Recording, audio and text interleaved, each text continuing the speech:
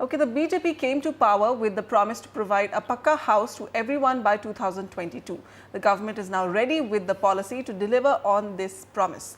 Onitam Ojha takes a look at the challenges before the government and what it will take to have housing for all by 2022.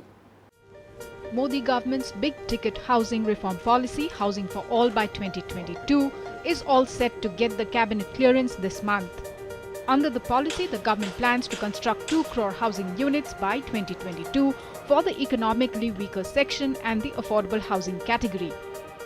Prime Minister Narendra Modi has held 3 meetings to review and fine-tune the policy to ensure that this flagship scheme of the BJP government do not meet the same fate as earlier similar policies.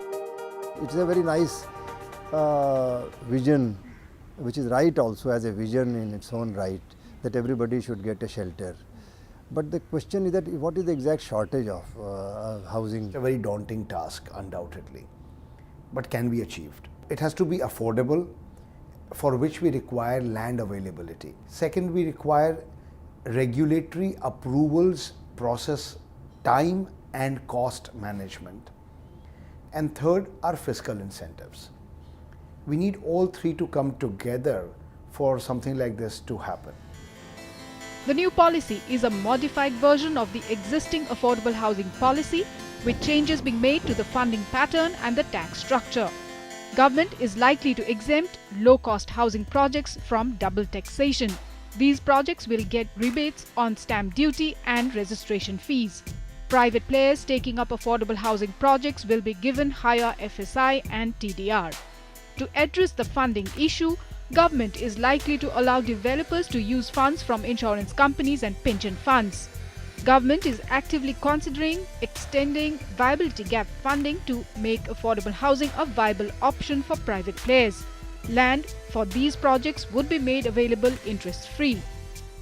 According to initial government estimates, government has to build 6 lakh houses in Delhi, 16 lakh in Mumbai, 4 lakh each in Chennai and Kolkata.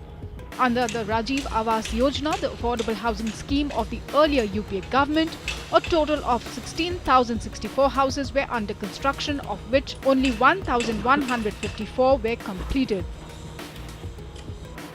The affordable housing in partnership scheme, also launched under UPA rule, failed to attract little private participation, hence the scheme did not take off. This policy of EWS housing, through whatever programs, it has not given. I mean, we must see the results. Over the last decades we have tried to resolve the housing problem. But is there a study as to why we have failed? While the government tweaks the policy, developers involved in the affordable housing space feel the focus should also be on empowering the buyer. Problem, according to me, is there is no money in the hands of the buyers. You have to facilitate them. They don't have disposable income. They don't have stable jobs. So, because of that reason, you have to bring down the interest rates to 6 to 7%, because unless people have money to buy, this cannot kickstart. It may be mentioned here that the earlier UPA government did launch interest subvention schemes like interest subsidy scheme for housing the urban poor in 2008. According to Finance Ministry's outcome budget, an amount of 8.22 crore rupees was released between 2008 to August 2013, covering 10,215 beneficiaries. In September 2013, the then UPA government tweaked the scheme and launched Rajiv Rin Yojana and Credit Risk Guarantee Fund with a corpus of 1,000 crore rupees.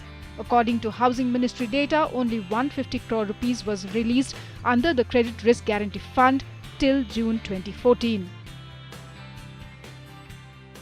Experts say the government will have to embark on a multi-pronged strategy, bringing the large number of vacant houses into the market and actively pursuing the rental housing policy could be other beneficial alternates.